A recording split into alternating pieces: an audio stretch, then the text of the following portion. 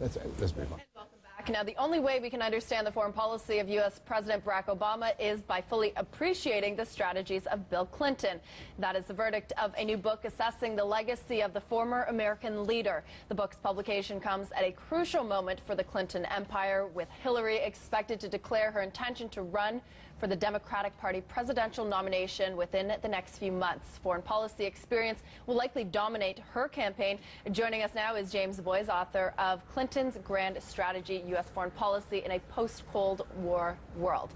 Okay, so lots of speculation, lots of people, of course, stateside talking about Hillary's run, not very many contenders taken seriously in the Democratic field, but foreign policy, is she going to be able to distance herself from Obama's foreign policy? And as has been reported by likes of the Wall Street Journal, do you think it's going to be a more active foreign policy, whereas Obama sort of took a backseat and reacted to events that were happening? Yeah, I think so. I think what you saw with Barack Obama was a distinct effort not to be George W. Bush, and that meant not engaging, withdrawing from a whole series of theaters, Iraq, Afghanistan, which, to be fair, I think would have happened could W have had a third term anyway.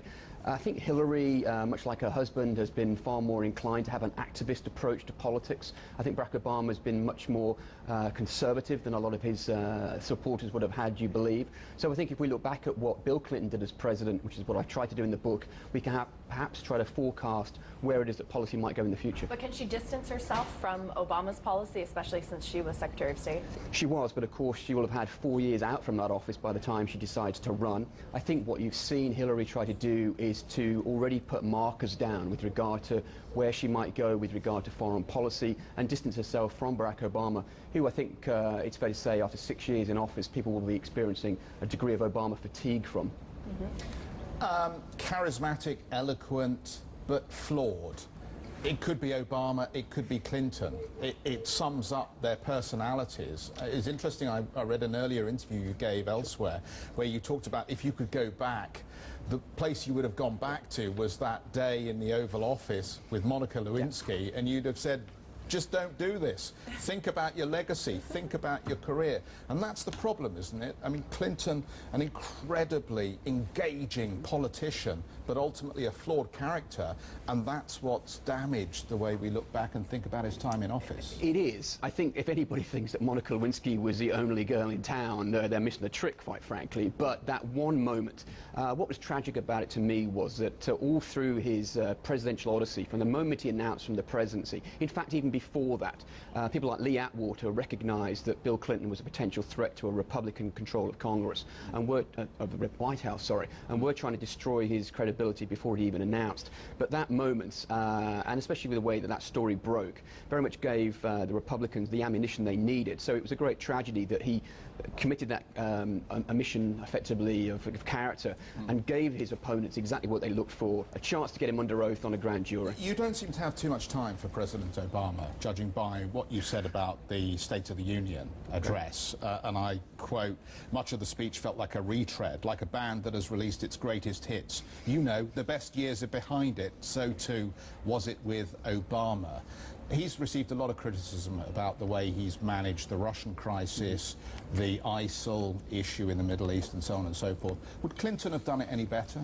I think what you have seen is an omission with regard to foreign policy. The very structure that I take with my book is to examine something called the National Security Strategy documents. We saw Susan Rice deliver only the second such document that this administration has turned out 2 weeks ago. They're meant under congressional law to come out every year. Clinton did that, so you saw a progression of policy that you could track through and understand where policy was going. Obama really hasn't done that, and I think it's a great problem. It makes it very difficult to analyse policy and to understand exactly what the mindset is behind this administration's thinking with regard to grand strategy.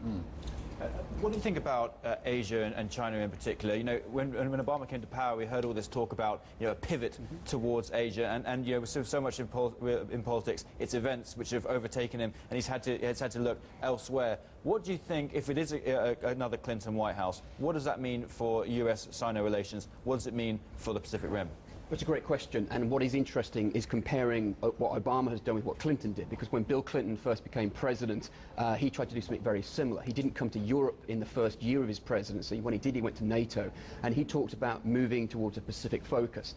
When we talk about the Obama administration's approach, it was Hillary who very much was behind that.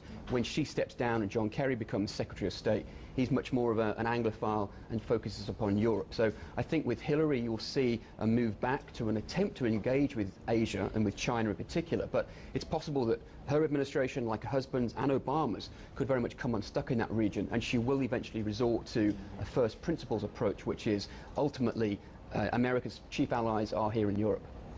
As you mentioned, you have to look at how she's distanced herself from Obama's policy if we were to have another Clinton White House. In her book, she suggested that she would be more interventionist in Syria. She's also been unsparing in her criticism of Putin. So what does that mean for global relations? Do you think that we could see, the U.S. even going to war again? I don't think anybody, certainly in the Clinton camp, is sitting around anticipating a global conflict with Russia, quite frankly. But I think that there will be an attempt to ratchet up the language a little bit.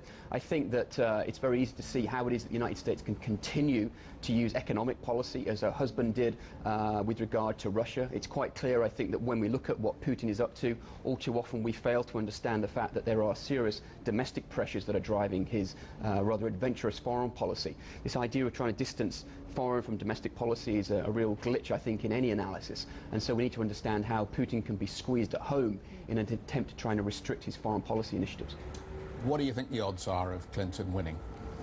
I think if you had to put money down, you'd have to say she was favoured at this point. I've been very fortunate. I got to see Scott Walker, for example, talk in London at Chatham House, in which he made a complete hash of his attempt to engage on the world stage.